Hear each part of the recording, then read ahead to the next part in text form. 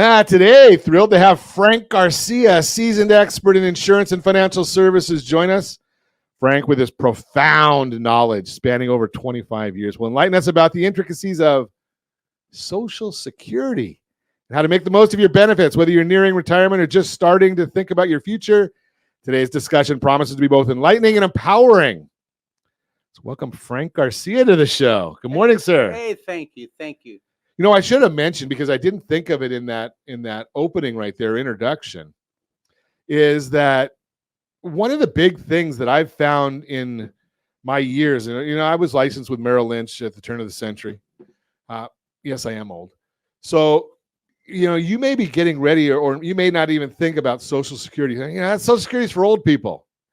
Well, it just may be that you know a senior, you love a senior, or you want to become a senior. So any of that group, if you fall into any one of those groups, you might want to listen to what Frank Garcia is about to share with us, because I've gone to some seminars on Social Security. Fascinates me how, we got this subject it's the top of mind every 4 years when we go through elections. You hear all the conversation about Social Security.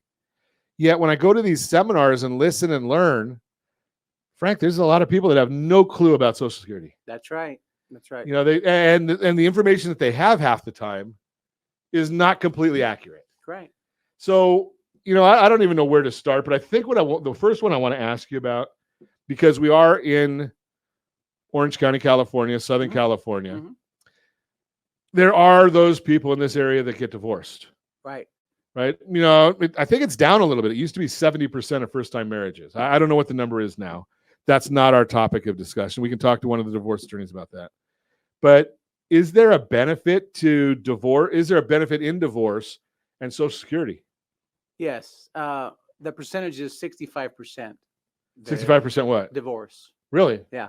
Wow. Okay. Yeah, but let me say, I speak from experience, and I'm also a registered Social Security analyst.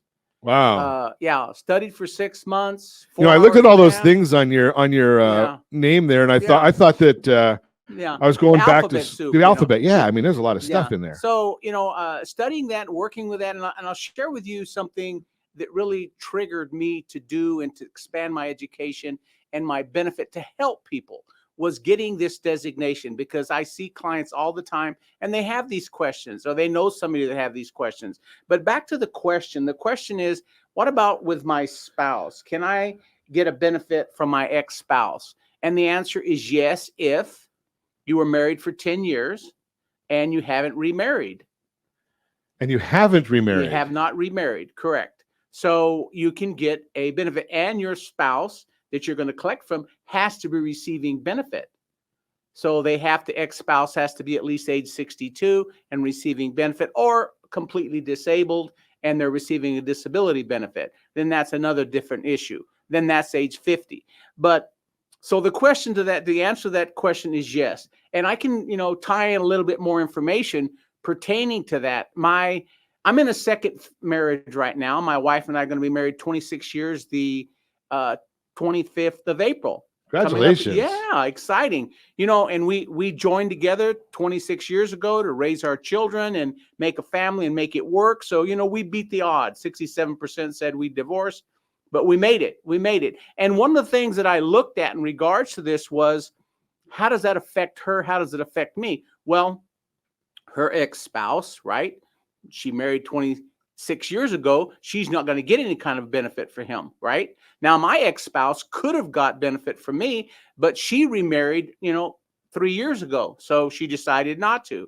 But my wife now, we looked at the issue, and it's a real important thing, because we did a roadmap analysis with the program that I have with the Registered Social Security Analyst program that I use, and it came out that it was more beneficial for her to start getting the spousal benefit this year when she turned age 64. She is a leap year baby.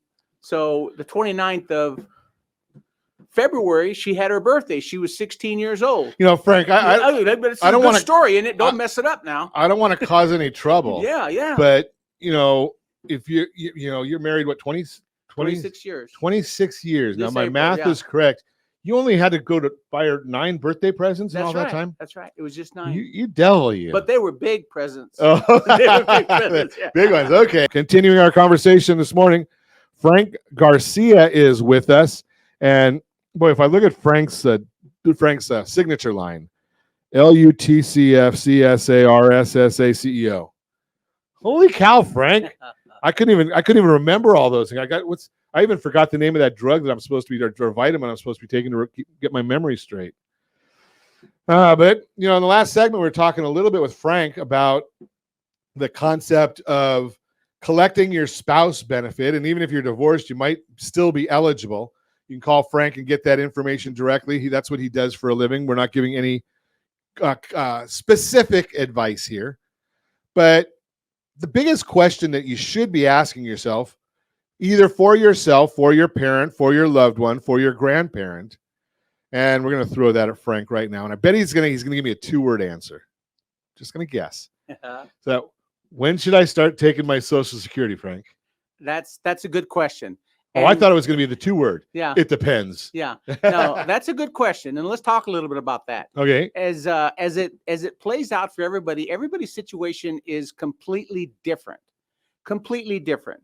And the thing that you want to look at, first of all, is knowing life, knowing history, and LE, which is life expectancy. You look back on your ancestors, mom and dad, grandma and grandpa, great grandparents, how long did they live? That kind of gives you a good estimation in regards to how long you will live. Now, if that life expectancy is short, then obviously it makes a lot of smarts, right? Maybe you should start taking it at age 62. But if you have parents, that are living into their late 80s and 90s, then maybe if you don't need the income and it's not demanding on your lifestyle to have that Social Security benefit, it may be to your advantage to wait until, full retirement age, or FRA. But what is FRA? So that's what I was going to ask. Yeah, so that's a good question. If you were born between 1943 and 54, it's age 66. That's when you would take 43 to 64? 54. 54, okay. Yeah. If you were born in 55, it's 66 in 2 months. Okay. Yeah. So and it goes up from there. 56 at 66 in 4 months. So they're adding a couple of months as you see each time that the year goes on and you're born a year later. The irony is when they first started Social Security, and I wasn't there when they started it, was I think you got your Social Security at age 62, and the life expectancy was 63. Yeah. So they didn't have. Let's not push it. It was 67. Was it that? Yeah. Okay, yeah. I knew it was a very short window. Yeah. Right. For sure. So the irony is now our life expectancy. I think we had somebody in here the other day that said that they actually brought a cover of Time magazine, Frank. Yeah. And it showed that this person that was on that magazine cover. They said his life expectancy is 142 years old. Yeah. So the part that I'm getting at there is we hear frequently that they shouldn't extend the dates of Social Security for young people, not for old people. Yeah. For young people. Well, apparently they've already done that at some points, right? Yeah. Here. And the thing to remember too is if you take Social Security early, you're only going to get 70% of what you should have got at your full retirement age. 70%. 70%, right? If you take it at 63, you get 75. If you take it at 65 years old, you get 86.66%. If you take it at age 67, which is full retirement age, right, you're going to get 100%. Now let's go sideways here and let's say that. What about your spouse? What about your spouse? And if she before you go that far, you're way too fast. Yeah.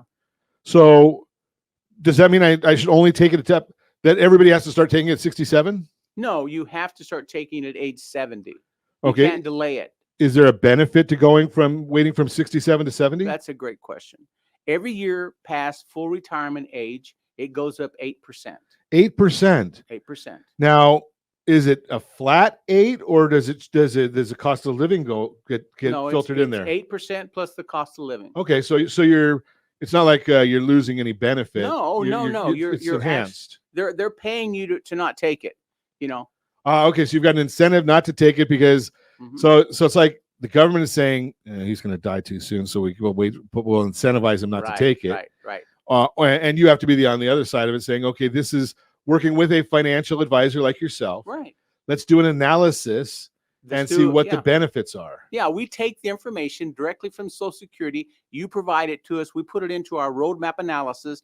And with that, we're able to tell you every time we run it 4 different ways that may be the best option for you to consider based on life expectancy, based on your spousal income, all of those issues. If you're just an individual, then, it's going to show you right on your Social Security statement. If you're single, so there's really no magic. If you're single, yeah, you're really no magic to that because it tells. So is there a benefit if I'm married? Benefit if you're married is because you're looking at which is the way to have the optimum Social Security regards to your benefit, your wife's benefit, and then the taxation on those benefits is a real trigger factor. Oh, yeah. So now we got. So not only are they going to give me money that I've already put in, they're going to tax me on it too. That's right. And the issue with that is if you take the retirement early at age 62, you really see you can only make $22,320 this year. And if you make more than that, they're going to tax you. They're going to take $1 for every $2 that you earned away from your Social Security, because that's your maximum income because you started collecting Social Security early. Dirty dogs. Oh yeah, no, that's a bad deal. Now let's take it another step. And I know that I don't want to get too specific. Yeah. But I'm kind of like you, Frank. I'm 37 years into a life sentence. 2 weeks will be 37 years. There you go. So, and my wife, for the majority of our married life, she was a stay-at-home mom. There you go. So she did her Social Security income wasn't very high because she was doing the tough job. So is there a benefit to her can she take it before I take it? No, you have to start collecting yours, but then she can get up to 50% of what you're collecting, which is a combination of what she would normally collect plus the difference between what she gets and 50% of yours. That is if she's taking it at full retirement age. If she takes it before then, so let's say she took it at age 63, she's only going to get 35% of the 50% that you make up to the maximum. See, 35% of 50%. 35% of your 50% coverage. Yeah. Wow. Pretty complex stuff. It is. It's complicated, but with the analysis that we run, you're able to look at it and see which is the optimum time. And keeping in mind life expectancy, and do I need that additional income now, or would it be to my benefit to delay it for another year or another year because I have the money that I have coming in, so I don't need the additional income. So I'm going to throw a question at you when we come back. Okay. Is there what happens if I make a lot of money in my last, in my later life after I start collecting? Can I get my numbers readjusted after I've started collecting? I'm going to ask you that when we come back. We're going to continue our conversation with Frank Garcia. Not going to do our Your Credit Matters segment today. We're just going to talk to Frank and see what's going on here. So the whole concept here, Frank. So I'm 60. Not quite, but hypothetically, I'm 62, 63 years old right now, and I'm waiting, and I haven't taken my Social Security. Next year, I start taking my Social Security, and the year after that, I win the lottery. Okay. And I've got a massive amount of money coming in. Can I restructure my Social Security benefits? Will they re-average it out to give me a new number at some point? Well, first of all, the lottery issue is going to be basically a 1099 issue. Right. It's not going to be a W-2 income. Okay. That's the first thing. So does your Social Security only based on 1099 income? No, it's based on W-2 income. I mean, only on W-2. W-2 income. So what if I'm self-employed? Don't I get any? Well, if you're self-employed, then you have to pay into your estimated earnings regards to what your estimated earnings is for Social Security. And you have to pay both ends of it. So you have to pay 15.30%. Right. So I'm paying the employer's share and the employee's share. If I'm self-employed. Exactly. Okay. Yeah, you got it. There you go. Okay. But so the key issue regards to income issue in regards to how do you calculate the amount of money you're going to get for Social Security, you have to have had 40 quarters and you have to have 35 years of income, which is the average. They take the highest 35 years and do an average on it. And that's what they come up with to run your Social Security income. with the calculations. So what if where you it didn't goes. work for 35 years? Well, if you didn't work for 35 years, then you was disabled, or you didn't have any Social Security benefit coming into you, or maybe you was a spouse and you're still going to get half of what your spouse's income, because that issue comes up with, see, the spouse, she stays Right, home. because my wife didn't work for 35 years. There you go. Well, so did she get a good goose egg in there in part of her average for she some of ain't those? putting a goose egg. They're putting a goose egg. There's nothing been showed up, right? Okay. But she's going to get. So it's not like they average out whatever numbers. They just average out if you're going to take 35 years, and even if zeros are part of it, yeah, that's part of the average. That's right. So if she worked for 15 years or 20 years, it's not like you just average out over 20. They take the highest 35 years Gotcha. and do the average on it. But she's still going to get your benefit, 50% of your benefit, and you'll get half of that. Wait a second, Frank. Something that almost sounds like an advantage here. Well, yeah. Because see, now she takes 100% of what I make. Oh, yeah. And we're going to cut that down to 50%. I think you're going to be in a win-win situation on that area. The win that I'm getting is my wife doesn't listen to the show, because otherwise I'd be in trouble. That's right. That's right. Interesting. Okay, so we've got so I do get to collect if I'm self-employed as long as I pay. That's right. Okay. What about children? So if something happens to mom and dad, do the kids collect mom and dad's benefit? Yeah, here's a real good situation. Let's a scenario I'm working on now. I've got a husband and wife. He's very close to being age 70, and his wife is 10 years younger than him. Well, they have a dependent child that's healthy and everything else, 16 years old. Guess what? They never thought about it until they talked to me that he actually can collect a benefit for him, his wife, and for the child going into this. So they actually. So who is it? Robert De Niro or Al Pacino or one of them that just had a kid and he's 80? Yeah, exactly. So the kid gets paid. The kid can get 50% of his benefit for the number of remaining years that child is still in high school. So he's in high school. Mm-hmm. Yeah. Okay, well, when he gets out of high school, I don't know. So I don't remember whether it was Al Pacino or De Niro. He was De Niro, so he might be in high school till he's 50. Yeah. I just throw that out there. That's a trick one. Yeah, that's a trick one. Yeah. I got a bad feeling about this. Me too. So okay. So we got a lot of stuff going on, Frank. Yeah, there's a lot of moving parts with it, and it's real important in this world and what's going on around us in every aspect. It's real important to have all your issues in order so that you can see when is the optimum time to apply and receive your Social Security benefit. It's important. Okay, so what are my next steps, Frank? I mean, we're I don't know where.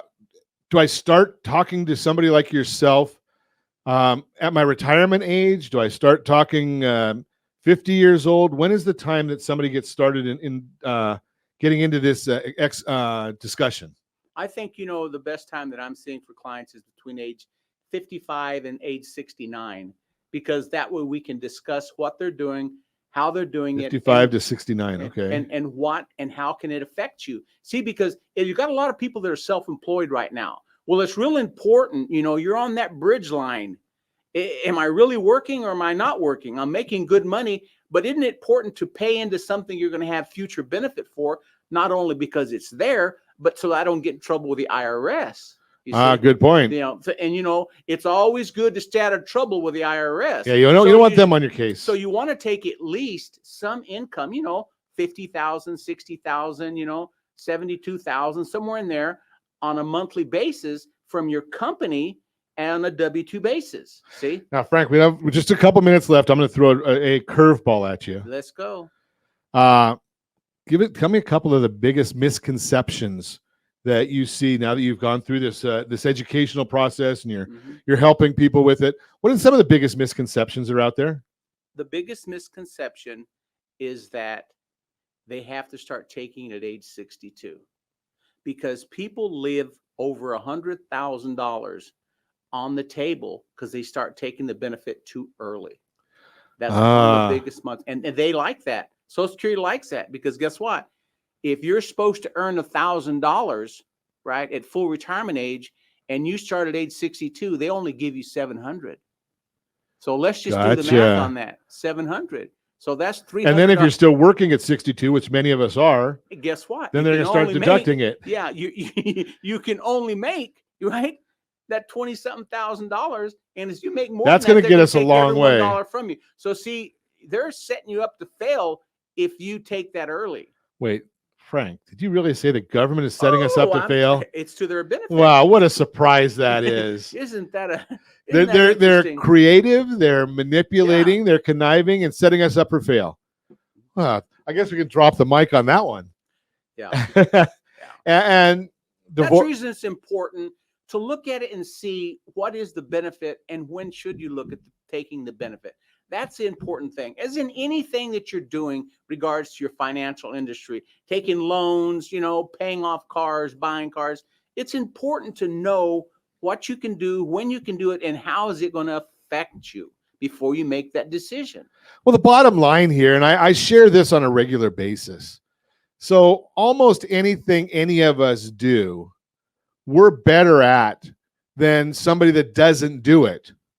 And it doesn't matter what it is. I could talk to a plumber, right? And that plumber is going to be 10 times better at dealing with a leaky faucet or a stopped drain than I am. Yes, I can go on Google and I can, look that up. Not going to really come up with anything good, especially because I don't understand how to use a screwdriver. But when you get into something as complex, and Frank, let me see that sheet that you have there for a second. So I'm going to put this up to the screen. If you're watching us on RonSiegelRadio.tv, any of our socials, or the ABC News and Talk AM 1490 video feed, you can't see this real well.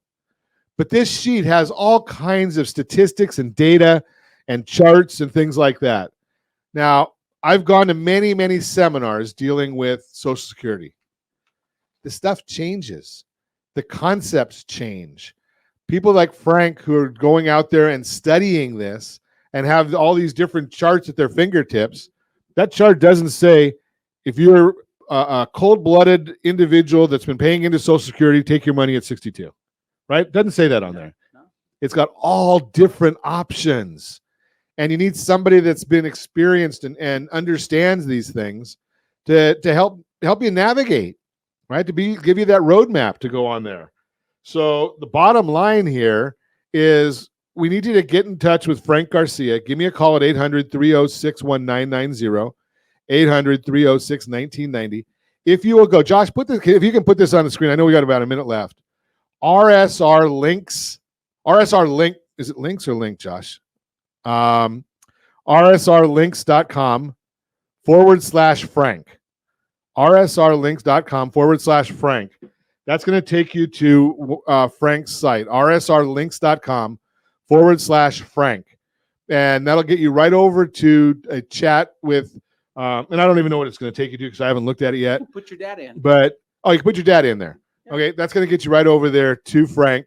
Set up a consultation with him. Get on his books. Get on his calendar. You gotta pay for services. It's there's no free lunches in this world. But I'm sure that Frank's going to take care of you. Otherwise, he wouldn't be on Ron Siegel Radio.